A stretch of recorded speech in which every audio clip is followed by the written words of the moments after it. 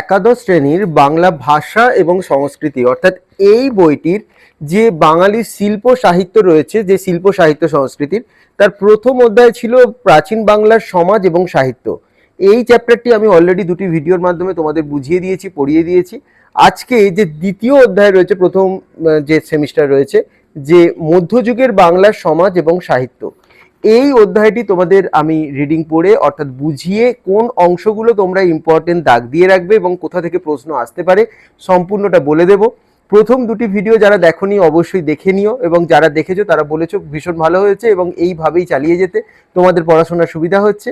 তো তাই তোমাদের সুবিধার কথা মাথায় রেখে এই বইটির যে দ্বিতীয় অধ্যায় রয়েছে, অর্থাৎ তোমাদের পেজ নাম্বার 9, এই 9 নাম্বার পেজ ওপেন করে ফেলো এবং আমি কতগুলি পার্টে, পার্ট 1, পার্ট 2, পার্ট 3 এইভাবে চ্যাপ্টারটি ভেঙে ভেঙে তোমাদের পড়াবো। আজকে 8 নম্বর পাতা থেকে তোমাদের 12 নম্বর পাতা অর্থাৎ তুর্কি আক্রমণ সমাজ সাংস্কৃতিক পরিণাম এর আগে পর্যন্ত পড়াবো। তো মনোযোগ সহকারে তোমরা বইটি খুলে নাও এবং যে অংশগুলি দাগ দিতে বলবো সেগুলি দাগ দিয়ে রাখবে, এবং আমি যেভাবে আলোচনা করছি তোমরা মনোযোগ সহকারে শুনে নাও। এই শুনে নিলেও কিন্তু তোমাদের এই অধ্যায় থেকে, যেহেতু এমসিকিউ টাইপ কোয়েশ্চেন আসবে, তোমাদের ভীষণ সুবিধা হবে, কোনো সমস্যা হবে না।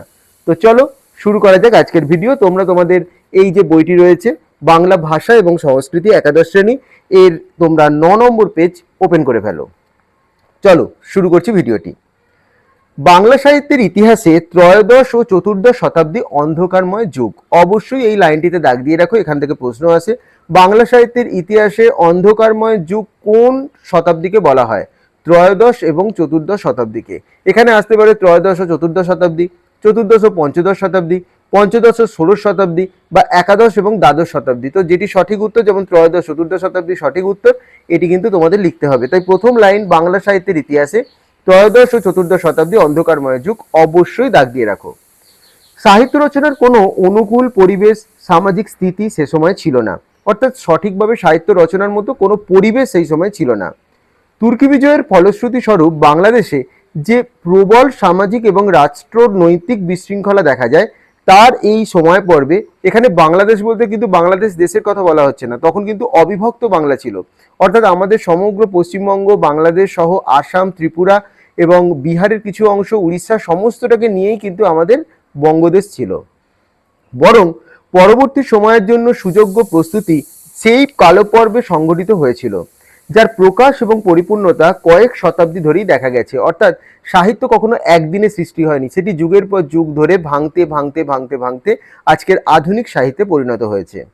বাংলা সাহিত্যের ইতিহাসে মধ্যযুগ বলতে, অবশ্যই এই লাইনটি দাগ দিয়ে রাখো, বাংলা সাহিত্যের ইতিহাসে মধ্যযুগ বলতে খ্রিস্টীয় পঞ্চদশ থেকে অষ্টাদশ শতাব্দী পর্যন্ত সময়কালকে বোঝায়। অর্থাৎ বাংলা সাহিত্যের মধ্যযুগ কোন সময়কে বোঝায়, এটি কিন্তু অপশন প্রশ্ন আসবে, 4টি করে অপশন থাকবে। পঞ্চদশ থেকে অষ্টাদশ শতাব্দী, অবশ্যই দাগ দিয়ে রাখবে। মধ্যযুগের কাব্য ভাবনা এবং রচনার বিবর্তনের পথরেখা অনুসরণ করে এই যুগের সাহিত্যকে প্রধানত 3টি উপচ্ছেদে ভাগ করা যায়। অবশ্যই 3টি উপচ্ছেদ কিন্তু মনে রাখবে তোমরা, দাগ দিয়ে রাখো। প্রাক চৈতন্য পর্ব অর্থাৎ চৈতন্যদেবের আবির্ভাবের পূর্ববর্তী অংশ, অর্থাৎ চৈতন্যদেবকে মাঝখানে রেখে তার আবির্ভাবের আগে, তার আবির্ভাবের পরবর্তী সময় সাহিত্যকে ভাগ করা হয়।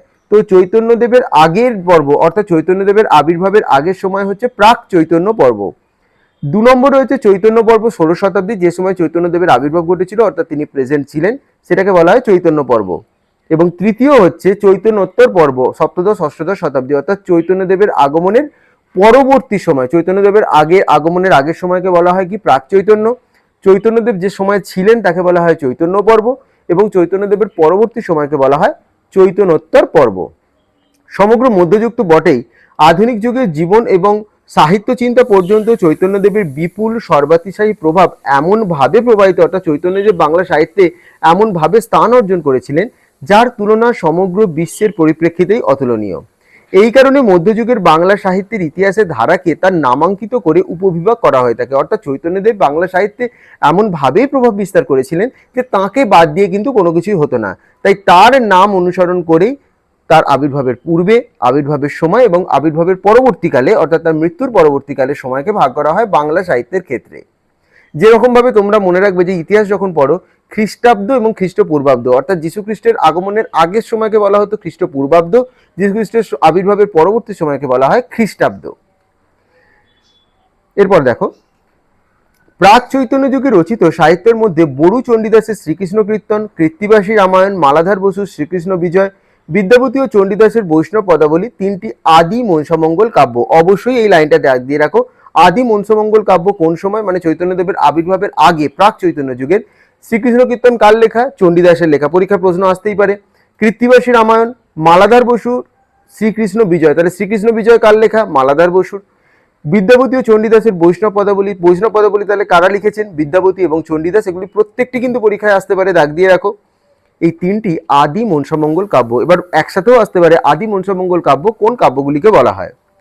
উত্তর চৈতন্য যুগের সাহিত্য সম্ভারের মধ্যে রয়েছে বৈষ্ণব পদাবলী সাহিত্যের দ্বারা। এই যে কটা লাইন এখন বলছি তোমরা দাগ দিয়ে রাখো, প্রত্যেকটা ইম্পর্টেন্ট। এবার উত্তর চৈতন্য মানে চৈতন্যদেবের আবির্ভাবের পরবর্তী সময় যে সমস্ত সাহিত্য রচনাগুলো হয়েছিল তার মধ্যে বৈষ্ণব পদাবলী সাহিত্যের দ্বারা বৈষ্ণব পদাবলী একটি ছিল। কাশিদাসী মহাভারত অর্থাৎ কাশিরাম দাস রচিত মহাভারত, চৈতন্য জীবনী সাহিত্য, চৈতন্যদেব যার জীবনী সাহিত্য নিয়ে যারা রচনা করেছেন। মনসামঙ্গল কাব্য, চণ্ডীমঙ্গল, ধর্মমঙ্গল, অন্নদামঙ্গল, আরাকান রাজসভাকৃত কবিদের কাব্য। এগুলো পরবর্তীকালে প্রত্যেকটি তোমাদের রয়েছে, আমি আলাদা আলাদা করে বলবো তখন তোমাদের এগুলো থাকবে। তো এই যে কাব্যগুলো এবং তার সাথে স্বার্থ পদাবলী প্রভৃতি কিন্তু গুরুত্বপূর্ণ, অবশ্যই দাগ দিয়ে রাখো। যে এখানে প্রশ্ন আছে কি, প্রাক চৈতন্য পর্বে সাহিত্য কোনগুলো ছিল, প্রাক চৈতন্য পরবর্তী যুগে সাহিত্য কোনগুলো ছিল, এরকম একটা আসতেই পারে। যেমন মনসামঙ্গল কাব্য কোন সময় রচিত হয়েছিল, প্রাক চৈতন্য পূর্বে, চৈতন্যোত্তর পর্বে, চৈতন্যদেবের পরবর্তী সময়, এইভাবে কিন্তু পরীক্ষায় আসতে পারে। তো তোমরা অবশ্যই লাইনগুলো দাগ দিয়ে রাখো। এরপর পলাশীর যুদ্ধ হয়েছিল 1757 খ্রিস্টাব্দ, এটি ইতিহাসের যেহেতু প্রশ্ন তাও দাগ দিয়ে রাখো। এবং ভারতচন্দ্রের মৃত্যু 1760, এই সময় থেকে 1800 খ্রিস্টাব্দ পর্যন্ত সময়কালকে যুগ সন্ধিক্ষণ বলা হয়ে থাকে। অবশ্যই দাগ দিয়ে রাখো, যুগ সন্ধিক্ষণ কোন সময়কে বলা হয়? যুগ সন্ধিক্ষণ বলতে একটি যুগ শেষ হলো আরেকটি যুগ শুরু হবে, এই দুটি যুগের মাঝামাঝি সময়কে। পলাশীর যুদ্ধ অর্থাৎ 1757 সাল থেকে ভারতচন্দ্রের মৃত্যু অর্থাৎ 1760 বা 1800 খ্রিস্টাব্দ পর্যন্ত সময়কালকে যুগসন্ধির যুগ বলা হয়ে থাকে। আবার 1800 সাল থেকে নতুন সাহিত্য রচনা শুরু হয়, যখন থেকে ফোর্ট উইলিয়াম কলেজ তৈরি হয়েছিল, অর্থাৎ বাংলা সাহিত্যের আধুনিক যুগ কিন্তু শুরু হয়েছিল। এটি চলছে মধ্যযুগ। আর চর্যাপদ তোমাদের পড়িয়েছিলাম, সেটি হলো কি প্রাচীন যুগ। তাহলে প্রাচীন যুগ অলরেডি হয়ে গেছে, এটি মধ্যযুগ চলছে এবং এর পরবর্তীকালে 1800 শতাব্দী থেকে আধুনিক যুগ শুরু হবে। খ্রিস্ট 10ম শতাব্দী থেকে বাংলা সাহিত্যের সূচনা এবং তার প্রতিষ্ঠা 15ম শতাব্দীতে। তাহলে এটিও দাগ দিয়ে রাখো, বাংলা সাহিত্যের সূচনা কবে থেকে হয়েছিল? 10ম শতাব্দী থেকে, এবং তার প্রতিষ্ঠা কবে হয়েছিল? 15ম শতাব্দীতে। এগুলো কিন্তু মনে রাখতে হবে, পরীক্ষায় কিন্তু প্রশ্ন আসে, খুঁটিয়ে খুঁটিয়ে না পড়লে কিন্তু এমসিকিউ প্রশ্নের অ্যান্সার করতে পারবে না। সেই কারণের জন্যই আমি রিডিং পড়ে পড়ে তোমাদের বলে দিচ্ছি, যাতে তোমাদের আলাদা করে আর কোনো পরিশ্রম না করতে হয়। ভাষা এবং সাহিত্যের উন্নতি যে তখন মূলত রাজকীয় মর্যাদার উপর নির্ভরশীল থেকেছে তা তোমরা ইতিমধ্যেই জেনেছো। তাহলে চর্যাপদের আলোচনার সময়তে সেটি বলেছি তোমাদের। বাংলা ভাষার জন্ম মুহূর্তে তা পাল রাজাদের পৃষ্ঠপোষকতা লাভ করেছিল, অর্থাৎ পাল রাজারা বাংলা সাহিত্যের বিকাশে কিন্তু সাহায্য করেছিল। সেই সময় বাংলা ভাষার গীতিকারদের আকারে বৌদ্ধ সিদ্ধাচার্যদের তথা সহজিয়াদের যে গানগুলি রচিত হয়েছিল তা চর্যাগীতি নামে পরিচিত। চর্যাপদ আলোচনার সময় কিন্তু এই প্রত্যেকটি জিনিস আমি বলে দিয়েছি। সেই গানগুলি বাংলা সাহিত্যের আদি নিদর্শন, অর্থাৎ বাংলা সাহিত্যের প্রথম এবং আদি নিদর্শন কি? চর্যাপদ। সাহিত্য, সংস্কৃতি, ধর্মচারণার বিষয়ে চর্যাগীতি বাঙালি জাতি এবং তার সংস্কৃতির অবিচ্ছেদ্য সম্পদ, অর্থাৎ চর্যাপদ ছাড়া কিন্তু কোনো কিছুই সম্ভব নয়। চর্যাপদই বাংলা সাহিত্যের আদি নিদর্শন হিসেবে বলা হয়ে থাকে। গৌড়বঙ্গে সেন রাজত্ব প্রতিষ্ঠিত হলে সেই গীতিধারা এদেশে অবরুদ্ধ হয়ে পড়ে, অর্থাৎ চর্যাপদের সময় থেকে যে সাহিত্য চর্চা শুরু হয়েছিল এবং পাল রাজাদের সময় তা খ্যাতির শিখরে পৌঁছেছিল, সেন রাজাদের আমল থেকে তা কিন্তু আবার অবনমিত হতে শুরু করে। ব্রাহ্মণ্য সংস্কৃতির ধারক সেন রাজারা সংস্কৃতির বাহন রূপে সংস্কৃতকেই সর্বাধিক গুরুত্ব দেয় বাংলা ভাষায় রাজদরবার থেকে নির্বাসিত হয়ে লোকজীবনে আশ্রয় করে আপন অস্তিত্ব বজায় রেখেছিল। অর্থাৎ সেন রাজারা বাংলার থেকে সংস্কৃত ভাষার প্রতি গুরুত্ব দিয়েছিলেন, কারণ তারা জাতিতে ব্রাহ্মণ ছিলেন। এবার সংস্কৃত ভাষাকে গুরুত্ব দেওয়ার জন্য বাংলা ভাষা সাহিত্য চর্চা কিন্তু সেভাবে ওই সময় হয়ে ওঠেনি। মানুষের মুখে মুখে বা মানুষের কথিত রীতিতে যতটুকু প্রচলিত ছিল ততটুকু কিন্তু ছিল। অর্থাৎ পাল রাজাদের আমলে যে ভাষা সর্বাধিক শিখরে পৌঁছেছিল খ্যাতির, সেই সর্বাধিক শিখরতা কিন্তু সেন রাজাদের আমলে অনেকটা হারিয়ে ফেলেছিল এই বাংলা ভাষা। তোমরা পূর্ববর্তী অধ্যায়ে, পাতাটা উল্টাও, বিস্তৃতভাবে জেনেছো যে ভাষা সাহিত্য কিছু রচিত হলেও তা ছিল অনভিজাত মানুষের মধ্যে সীমাবদ্ধ, অর্থাৎ খুব উচ্চ শ্রেণীর সাহিত্য চর্চা কিন্তু সেই সময় হয়নি। শ্রেণীহীন বৌদ্ধ, বর্ণহীন শৈব এবং অন্তঃপুরচারিণী এবং তথাকথিত শূদ্ররাই ছিলেন ধারক এবং বাহক। সেই সময় কারা সাহিত্য রচনা করেছিলেন? কোনো উচ্চ পর্যায়ের লেখক সাহিত্যিকরা করেননি। শ্রেণীহীন বৌদ্ধ মানে যে বৌদ্ধদের কোনো রকম ভাবে কোনো স্থায়ী বাসস্থান ছিল না। যারা ছিল বর্ণহীন শৈব, শৈব ধর্মের উপাসক যারা ছিলেন, অন্তঃপুরচারিণী যারা হচ্ছে নিজেদের অলক্ষ্যে রাখতেন, সবার আড়ালে রাখতেন, তথাকথিত শূদ্র যারা সমাজে, তখন তো বর্ণভেদ ছিল, ব্রাহ্মণ, বৈশ্য, ক্ষত্রিয় এবং শূদ্র, এই শূদ্ররা ছিল সবার নিচে ধর্মের ক্ষেত্রে, সেই শূদ্ররাই দ্বারা এই ভাষার কিন্তু প্রচলন ছিল। তাদের সাহিত্যের অধিকাংশ আবার লৌকিক ছিল বলে, আবার কখনো তা মৌখিক, অর্থাৎ লৌকিক মানে লোকের মুখে মুখে মৌখিকভাবে প্রচলিত ছিল, সেগুলো লিখিত কিন্তু সেভাবে ছিল না। ছড়া, কথা, গানের আকারে সেই সাহিত্যের প্রচুর নিদর্শন বাংলা লোকসাহিত্যে এসেছে। এই বিষয়টি তোমরা বইয়ের 4র্থ অধ্যায়ে বিস্তারিতভাবে জানবে। তো আপাততভাবে জেনে রাখলে যে বাংলা ভাষা সেন রাজাদের সময় থেকে লিখিতভাবে সেভাবে ছিল না, প্রত্যেকটা লোকের মুখে মুখে কিন্তু প্রচলিত ছিল, তাও আবার উচ্চশ্রেণীর লেখকদের মধ্যে ছিল না, নিম্ন বর্গের কিছু মানুষদের মধ্যেই তা সীমাবদ্ধ ছিল। তো আশা করছি বুঝতে পারছো, এবং পড়া যদি ভালো লেগে থাকে অবশ্যই কিন্তু একটা লাইক করে দিও, এবং ভিডিওটি তোমাদের বন্ধুদের মধ্যে কিন্তু অবশ্যই শেয়ার করে দিও, এবং চ্যানেলটি যারা সাবস্ক্রাইব করোনি নিশ্চয়ই করে রাখবে। আশা করছি এইভাবে বিভিন্ন ভিডিওর মাধ্যমে তোমাদের আমি পড়াগুলি বুঝিয়ে দেব। এরপর দেখো, দ্বাদশ শতাব্দীর একেবারে শেষ ভাগে এদেশে তুর্কি আক্রমণ শুরু হলে কিছুদিনের মধ্যেই হিন্দু রাজত্বের অবসান ঘটে। অর্থাৎ তুর্কিরা কি মুসলিম ছিল জাতিতে, তাদের আক্রমণের সাথে সাথে হিন্দু যে রাজত্ব, মানে সেন রাজত্ব হিন্দু ছিল, তাদের রাজত্ব কিন্তু শেষ হয়ে যায়। বর্ণভেদ, বংশকৈলিন্যের ভেদ, নানাবিধ সংস্কারে প্রায় নিঃশেষিত প্রাণশক্তির হিন্দুরা লুণ্ঠন এবং ধর্মান্তকরণের এই সন্ত্রাসের সময় পুঁথি নিয়ে বাংলা, কেউ নেপাল, তিব্বতে আশ্রয় নিয়েছিলেন। অর্থাৎ মুসলিমরা যখন এদেশে শাসন করতে এলো তুর্কিরা, তারা এতটাই অত্যাচার করেছিল যে যারা সাহিত্য চর্চা করতো বা হিন্দুরা ছিল তারা পালাতে শুরু করে। তারা যতটুকু যে পারলো তাদের পুঁথি নিয়ে কেউ নেপাল তিব্বত সীমান্তে আশ্রয় নিল, কেউ রাজগৃহের যে অনুগৃহপূর্বক আকর্ষণে ধর্মান্তরিত হলেন, অর্থাৎ কেউ কেউ না পালাতে পেরে তারা মুসলিম ধর্ম গ্রহণ করেছিলেন, কেউ বা উড়িষ্যা, মিথিলার কিছু অংশে ছড়িয়ে পড়েন। অর্থাৎ বাংলার প্রপার যে বাংলা সেখান থেকে বেরিয়ে গিয়ে উড়িষ্যা বা মিথিলা সেই সমস্ত জায়গায় গিয়ে আশ্রয় গ্রহণ করেছিলেন। এই সময় বৌদ্ধ সংঘরামরাও ধ্বংসপ্রাপ্ত হয়, কিছু সংখ্যক বৌদ্ধ ধর্মান্তরিত হয়ে শূদ্রদের অন্তর্ভুক্ত হয়ে পড়েন। অর্থাৎ হিন্দুদের প্রথমে আসার পর যারা তুর্কিরা, তারা পুরো বিচ্ছেদ ঘটিয়ে দিয়েছিল সাহিত্যের। এর ফলে অত্যাচারিত হয়ে হিন্দুরা কেউ নেপাল তিব্বতে চলে গেল, কেউ উড়িষ্যা মৈথিলিতে চলে গেল, কেউ বা না পালাতে পেরে ধর্মান্তরিত হলো। বৌদ্ধদের ক্ষেত্রেও তাই হলো, যারা সহজিয়া বৌদ্ধ ছিল তারাও কেউ ধর্মান্তরিত হয়েছিল, কেউ আবার হচ্ছে ধর্মান্তরিত না হতে চেয়ে শূদ্রদের দলে আশ্রয় নিয়েছিল। এইভাবে বাংলা সাহিত্যটা একদম ধ্বংস হয়ে গেল, মানে আর সেরকম ভাবে অবশিষ্ট কিছু ছিল না। এরপর দেখো, প্রায় 150 বছরের গৌড়বঙ্গ বিজেতা সুলতানদের জীবনচিত্র দেখলে বোঝা যায় তারা বিভেদ এবং বিসম্বাদের প্রকৃত চেহারা। অর্থাৎ তাদের মধ্যে কোনো সাহিত্য রচনার জন্য যে একাগ্রতা দরকার তা কিন্তু ছিল না, তারা নিজেদের মধ্যে বিবাদ, হিংসা, মারামারি এইসব নিয়ে ব্যস্ত ছিল। যেখানে শুধু গৃহবিবাদ, বাড়িতে বাড়িতে গন্ডগোল, অশান্তি, ষড়যন্ত্র, পদচ্যুতি, হত্যা এইসবই ছিল। মানে পুরোটাই যেন একটা বিশৃঙ্খল পরিস্থিতি ছিল, যে সাহিত্য রচনার জন্য যে শান্ত প্রকৃতির প্রয়োজন হয় সেই সব কিন্তু সেই সময় ছিল না। এই অশান্তি এবং অরাজকতার এই ত্রয়োদশ-চতুর্দশ শতাব্দী কোনো উল্লেখযোগ্য সাহিত্যকৃতির নিদর্শন পাওয়া যায়নি। স্বাভাবিকভাবেই মনে অশান্তি থাকলে, হিংসা মারামারির মধ্যে মানুষ লিপ্ত থাকলে সাহিত্য রচনা করবে কে? তো সেই জন্য সেই সময় কোনো সাহিত্য রচনা হয়ে ওঠেনি। দীর্ঘকালের বিপর্যয় ঘুচে পঞ্চদশ শতাব্দীতে বাঙালির সৃষ্টিশীলতার এক প্রকাশ লক্ষ্য করা যায় তার গীত, পাঁচালী এবং ভাষায়। অর্থাৎ এরপরে ওই যে শ্রীকৃষ্ণ কীর্তন এলো, বৈষ্ণব পদাবলী এলো, যেগুলো গানের আকারে গাওয়া হতো। অর্থাৎ প্রায় দীর্ঘ একটা সময় পর, প্রায় পঞ্চদশ শতাব্দী মানে ত্রয়োদশ চতুর্দশ, মানে 2টো শতাব্দী কেটে গেল, 200 বছরের মতো কেটে গেল, কোনো রকম সাহিত্য চর্চা হয়নি। এরপর পঞ্চদশ শতাব্দী যখন এলো, আস্তে আস্তে আবার বাংলা ভাষা তার প্রাণ ফিরে পেতে শুরু করলো।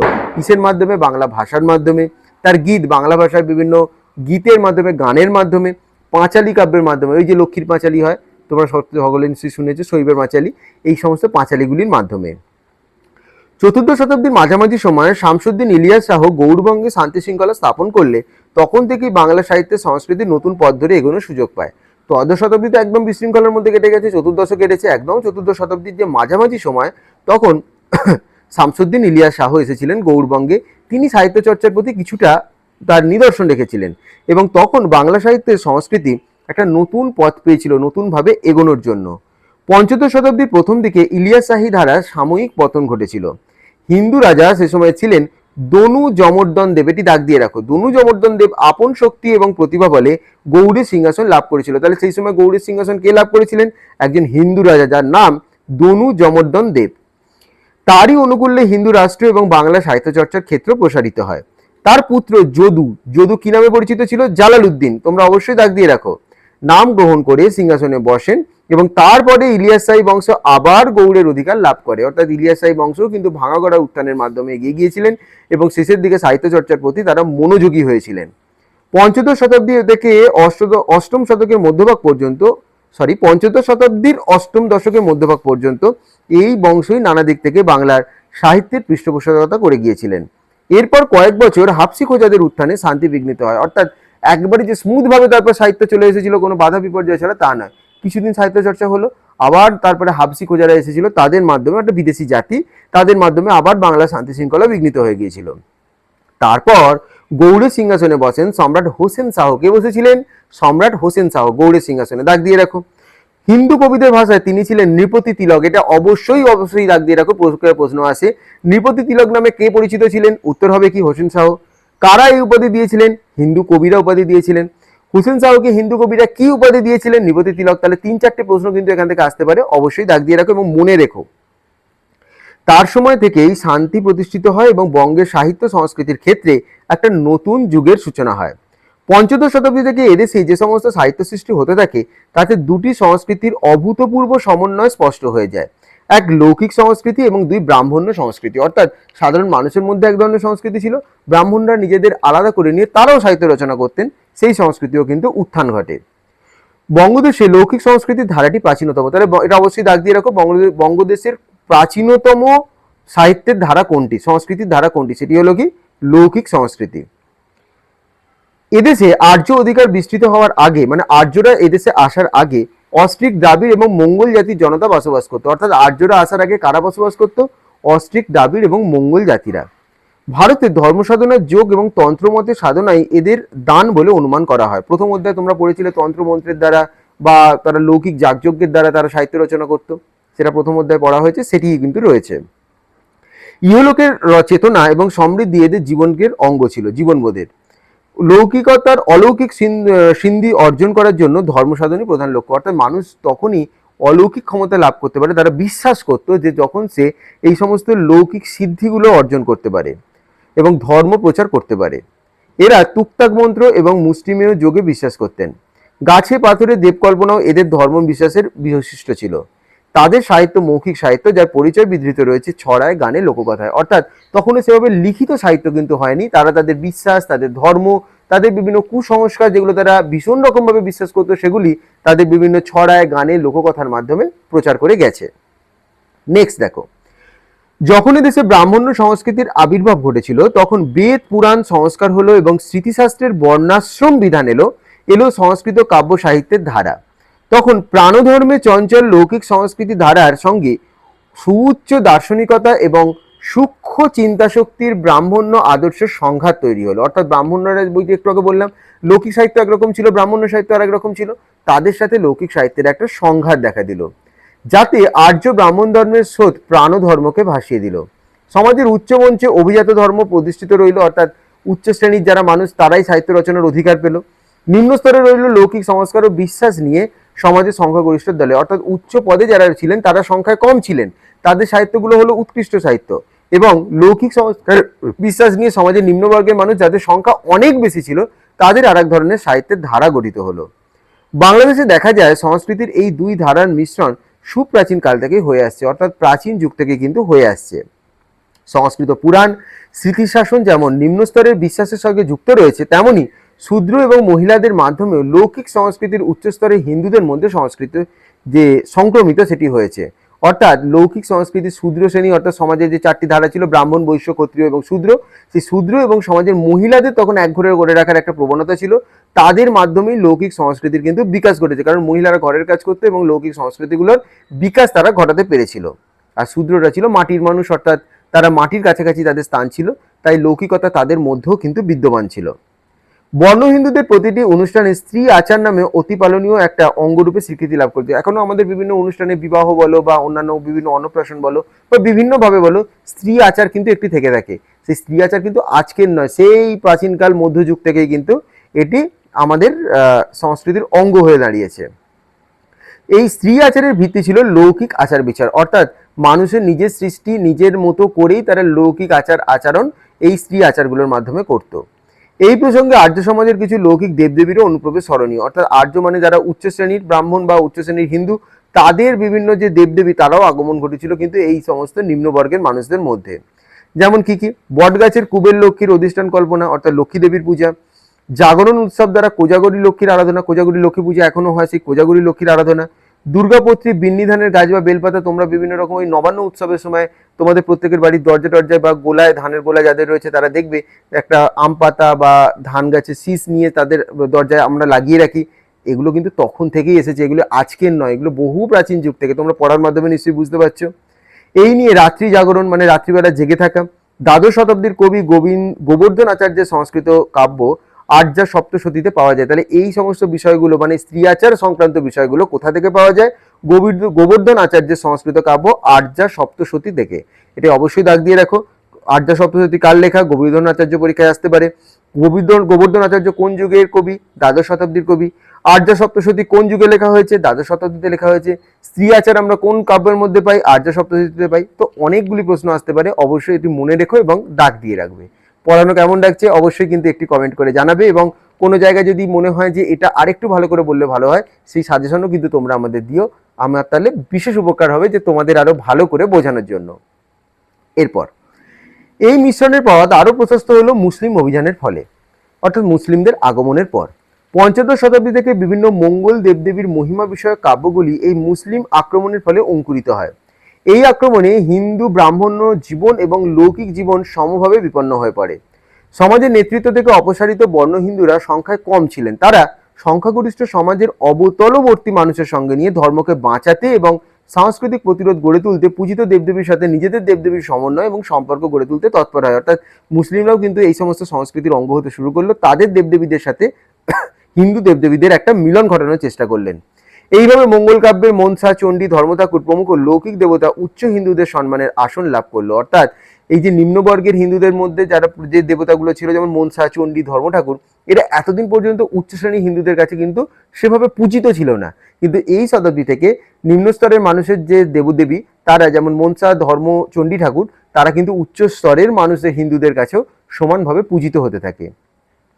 মুসলিম বিজয়ের ফলে নানাভাবে সংস্কৃতি সমন্বয় ক্রমশ নিবিড় হয়েছে। অর্থাৎ মুসলিমরা আক্রমণের ফলে যে অত্যাচার হয়েছে, সেই অত্যাচারের ফলে তখন কিন্তু আর ধর্মের যে হিন্দুদের মধ্যে ভেদাভেদ ছিল, সেই ভেদাভেদ অনেকটা কমিয়ে দিয়েছিল। কারণ দেখবে যখন বাইরে থেকে কোনো বহিঃশত্রুর আক্রমণ হয় বা বহিঃশত্রুর এগেনস্টে আমরা লড়াই করি, তখন কিন্তু আমাদের নিজেদের মধ্যে যা ভেদাভেদ থাকে সেই ভেদাভেদটা আমরা ভুলে যাই। সেই ভুলে গিয়ে সকলে এক হয়ে কিন্তু সেই লড়াইটা আমরা করি। এটাই কিন্তু আমাদের জীবনের একান্ত সত্য। তো ঠিক সেরকমই যখন মুসলিম আক্রমণ অর্থাৎ তুর্কিদের আক্রমণের সময় বাঙালিরা যে উচ্চ নিচ ভেদাভেদ ছিল, তারা আলাদা ছিল, তারা কিন্তু একত্রিত হতে শুরু করে। উচ্চ শ্রেণীর দেবদেবী থেকে নিম্ন শ্রেণীর দেবদেবী প্রত্যেকের কিন্তু একটা সংমিশ্রণ ঘটে, অর্থাৎ উচ্চ নিম্ন সংস্কৃতির একটা মেলবন্ধন গঠিত হয়। পঞ্চদশ শতাব্দীতে সুলতানগণ এদেশের ধর্ম সংস্কৃতির সঙ্গে পরিচিত হওয়ার আগ্রহ থেকে রাজসভায় কবি পণ্ডিতদের আহ্বান জানান। অর্থাৎ যারা উচ্চস্তরের যারা মানুষ ছিলেন তাদেরকে রাজসভায় তারা আহ্বান জানিয়েছিল। এই যে সংস্কৃতিবান শিক্ষিত পণ্ডিতেরা রাজনির্দেশে রামায়ণ, মহাভারত, ভাগবত ইত্যাদি শাস্ত্রগ্রন্থ, রামায়ণ মহাভারতের নাম তো তোমরা নিশ্চয়ই শুনেছ, বাংলা ভাষায় কাব্যাকারে অনুবাদ করেন। অর্থাৎ এই রামায়ণ, মহাভারত এগুলোর যে হিন্দি বা সংস্কৃত অনুবাদ ছিল, সেখান থেকে বাংলায় অনুবাদ হতে শুরু করে। অর্থাৎ বাংলায় কিন্তু এই সাহিত্যগুলো জনপ্রিয় হতে শুরু করলো।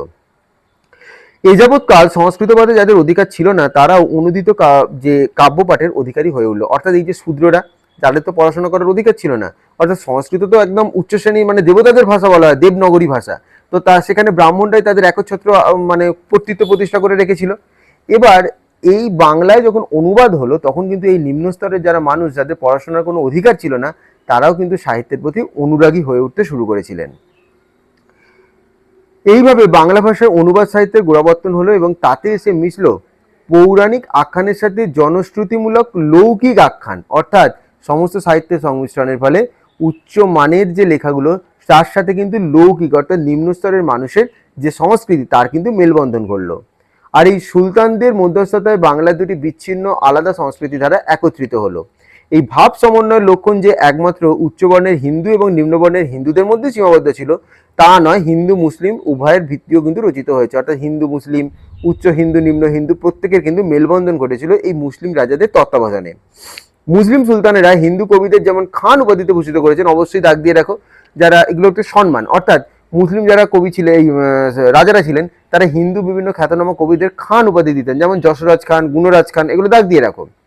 আবার হিন্দু কবিরাও সুলতানদের শ্রীযুক্ত করে তুলেছিলেন, যেমন শ্রীযুত হোসেন জগৎ ভূষণ, অর্থাৎ যে যার উপাধিগুলো, যেহেতু হিন্দু মুসলিম সাহিত্যের মেলবন্ধন ঘটেছে, হিন্দুরা চাইতো মুসলিম যারা সাহিত্যিক ছিলেন তাদেরকে সম্মান দিতে, এইভাবে উপাধি দিতেন। মুসলিম শাসকরাও চাইতো হিন্দু রাজাদের সম্মান দিতে, তারাও কিন্তু উপাধি দিতেন। এটা কিন্তু অত্যন্ত তাৎপর্যপূর্ণ। বস্তুত বাংলা সাহিত্যের অনুবাদ কাব্য শাখা সুলতানদেরই প্রেরণা সঞ্জাত, অর্থাৎ এই যে অনুবাদ, হিন্দি থেকে বাংলায় অনুবাদ, সংস্কৃত থেকে বাংলায় অনুবাদ, যেভাবে রামায়ণ মহাভারতের অনুবাদ হয়েছে, এগুলো কিন্তু মুসলিম রাজারাই প্রথম বাংলায় শুরু করেছিলেন। এতে লাভ কি হয়েছিল বলতো? এতে সকল স্তরের মানুষ নিজের ভাষার মাধ্যমে এই সাহিত্যগুলোর সাথে পরিচিত হতে পেরেছিল। পরবর্তীকালে পীর ফকিরদের দ্বারা সুফি মত এবং হিন্দু মতের যে মিলন ঘটেছিল, অর্থাৎ যে সুফিবাদ, ভক্তিবাদ, এগুলোর কিন্তু মিলবন্ধন ঘটে। তারও মূলে ছিল সুলতানদের পৃষ্ঠপোষকতা। পঞ্চদশ শতাব্দীতে মুসলিম আমলেই মিথিলার সাথে বাংলার যোগ নতুন সম্পর্ক স্থাপন করে। মুসলিম লস্করদের মাধ্যমে আরাকানের সাথে এদেশে সংস্কৃতি যোগ গঠিত হয়েছে। আরাকান রাজসভার কবিরা কিন্তু সেই সময় ছিলেন খুব বিখ্যাত। সেই আরাকান রাজসভার কবিদের সাথে বাঙালি সংস্কৃতি সাহিত্যের একটা মেলবন্ধন ঘটেছিল এবং তার পৃষ্ঠপোষক ছিলেন মুসলিম রাজারা। পঞ্চদশ শতাব্দীতে যেসব কাব্য কবিতা রচিত হয়েছে সেগুলিকে দুটি শ্রেণীতে ভাগ করা হয়ে থাকে, অবশ্যই দাগ দিয়ে রাখো, বৈষ্ণব গতি কবিতা এবং কাহিনী সম্মিলিত পাঁচালী কাব্য। তাহলে কটা ভাগ? দুটি ভাগ। এটা পরীক্ষায় আসতে পারে, কটি ভাগে ভাগ করা হয়? 2, 3, 4, 5। উত্তর হবে দুটি। একটা হলো বৈষ্ণব গীতি কবিতা, মানে বৈষ্ণব বিভিন্ন কাব্য, আর একটা হলো কাহিনী সম্মিলিত পাঁচালী কাব্য, যেমন লক্ষ্মীর পাঁচালী, শিবের পাঁচালী ইত্যাদি পাঁচালী কাব্য, শিবায়ন যেগুলোকে বলা হয়। পাঁচালী কাহিনীগুলোকে এক ভাগ রামায়ণ মহাভারতের এবং ভাগবত পুরাণাদির অনুবাদ, অর্থাৎ সংস্কৃত থেকে বাংলা বা হিন্দি থেকে বাংলায় অনুবাদ হয়েছিল। রামায়ণ, মহাভারত, ভাগবত, পুরাণ, এইগুলো যেগুলো আমাদের এখন আমরা পাঠ করে থাকি বাংলা ভাষায়, সেই অনুবাদও কিন্তু সেই সময় শুরু হয়েছিল কাদের তত্ত্বাবধানে? মুসলিম শাসকদের তত্ত্বাবধানে। অন্য ভাগে লৌকিক দেবদেবীদের মহিমা জ্ঞাপক মঙ্গল গীতি, যে মঙ্গল গীতিগুলোর কি কি? পঞ্চদশ শতাব্দীর বাংলা সাহিত্যকে স্পষ্টত তিনটে ভাগে ভাগ করা যায়: গীতি কবিতা বা পদাবলী, পদাবলী সাহিত্য মানে বৈষ্ণব পদাবলী; অনুবাদ শাখা, যেগুলো হচ্ছে ওই সংস্কৃত থেকে বাংলায় অনুবাদ, রামায়ণ মহাভারতের যে অনুবাদ; এবং মঙ্গল কাব্য শাখা, মনসা মঙ্গল, চণ্ডী মঙ্গল, ধর্মমঙ্গল, শিবায়ন, এই কাব্যধারা। তো বোঝা গেল কিভাবে বাংলা সাহিত্যের ক্রমানুসারে পর্যায়ক্রমিকভাবে বিভক্ত হয়েছে। এই সাহিত্যের সম্পূর্ণ আয়োজন কেবল ধর্মকে কেন্দ্র করে, অর্থাৎ ধর্মই ছিল এই সাহিত্যগুলোর মূল কেন্দ্র। অথচ তুর্কি অভিযানের আগে এদেশে সংস্কৃত রস সাহিত্যের এক বিচিত্র কাব্য শাখার অনুশীলন ঘটেছে। নাটক রচিত হয়েছে, মহাকাব্য রচিত হয়েছে, প্রেমাশ্রিত খণ্ডকাব্য রচিত হয়েছে। সেসব সাহিত্য ধর্ম বহির্ভূত জীবনের স্বাদে পূর্ণ, অর্থাৎ বিভিন্ন টাইপের সাহিত্য রচনা কিন্তু হয়েছিল চতুর্দশ শতাব্দী থেকে। অথচ পঞ্চদশ শতাব্দী থেকে বাংলার কাব্য রচনার ধারা মানে পরিবর্তন হলো, যার ধর্মই মুখ্য। অর্থাৎ পঞ্চদশ শতাব্দীতে পুরো সিস্টেমটা পাল্টে গেল। মানে যেগুলো এই ওপেন ভাবে মানুষের মধ্যে যে সাহিত্য রচনা ছিল সব ধর্মের মানুষের জন্য, সেটা কিন্তু আর থাকলো না। ধর্মভিত্তিক সাহিত্য রচনা শুরু হলো। কোন শতাব্দী থেকে? পঞ্চদশ শতাব্দী থেকে। এটা অবশ্যই দাগ দিয়ে রাখো। ইংরেজ অভ্যুদয়ের আগে পর্যন্ত সাহিত্যের জগৎ এমনই ধর্মাশ্রিত থেকেছে। ওই যে 1800 খ্রিস্টাব্দে ফোর্ট উইলিয়াম কলেজ তৈরি হলো, নতুন ধারা অর্থাৎ বাংলা সাহিত্যের আধুনিক ধারা তৈরি হলো, তার আগে পর্যন্ত এইভাবেই কিন্তু সাহিত্য রচনা হতো। এই প্রথাবদ্ধ সংস্কারাচ্ছন্ন দৃষ্টিভঙ্গির কারণেই সাহিত্যের নতুনত্ব ছিল না। একই রকম ধর্ম সংক্রান্ত কাব্য, আর আলাদা কি হবে? যে কবিরাই লিখছেন প্রায় একই রকম কাব্য হয়ে যাচ্ছে।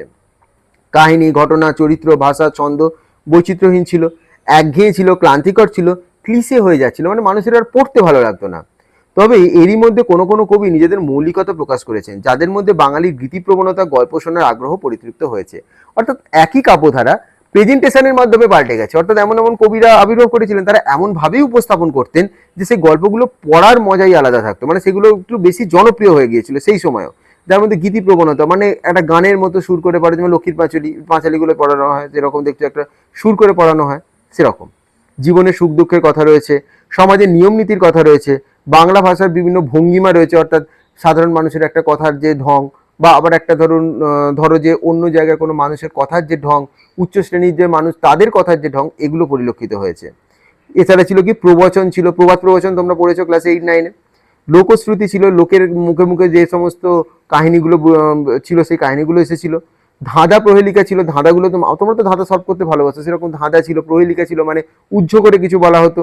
রঙ্গরসিকতা ছিল, মানে হালকা ছলে বিভিন্ন কথাবার্তা ছিল, যেগুলো মানুষের মধ্যে আকর্ষণীয় হয়েছিল। সমগ্র বাঙালি জীবনই প্রতিফলিত হয়েছে মধ্যযুগের বাংলা সাহিত্যে। অর্থাৎ এটিও একটু দাগ দিয়ে রাখো, সমগ্র বাঙালি জীবন মধ্যযুগের বাংলা সাহিত্যে প্রতিফলিত হয়েছে।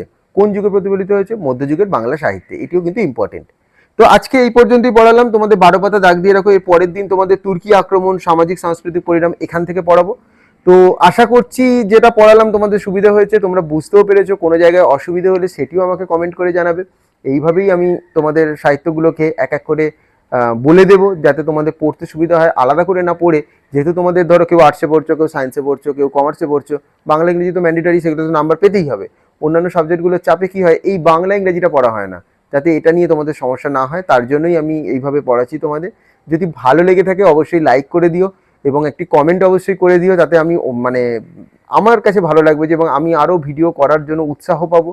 এবং অবশ্যই চ্যানেলটি সাবস্ক্রাইব করে রেখো, এবং তোমরা বুঝতে পারলে যে বাংলা সাহিত্যের ধারা কিভাবে চর্যাপদের পরবর্তী সময় থেকে আবর্তিত হয়েছে, অন্ধকার যুগ এসেছে, আবার নতুন করে ফিরে এসেছে, ভাঙা গড়ার মধ্যে বাংলা সাহিত্য মানে বিস্তার লাভ করেছে। আমি তোমাদের কাছে যেভাবে ভালো লাগবে সেভাবেই পড়ানোর চেষ্টা করেছি। কেমন লাগলো অবশ্যই জানিও, এবং চ্যানেলটি অবশ্যই সাবস্ক্রাইব করে দিও, এবং ভিডিওটি ভালো লাগলে অবশ্যই লাইক করে দিও এবং বন্ধুদের সাথে শেয়ার করে দিও। পরবর্তী ভিডিও খুব তাড়াতাড়ি আসছে, তার জন্য চ্যানেলের সাথে জুড়ে থেকো। সকলে ভালো থেকো।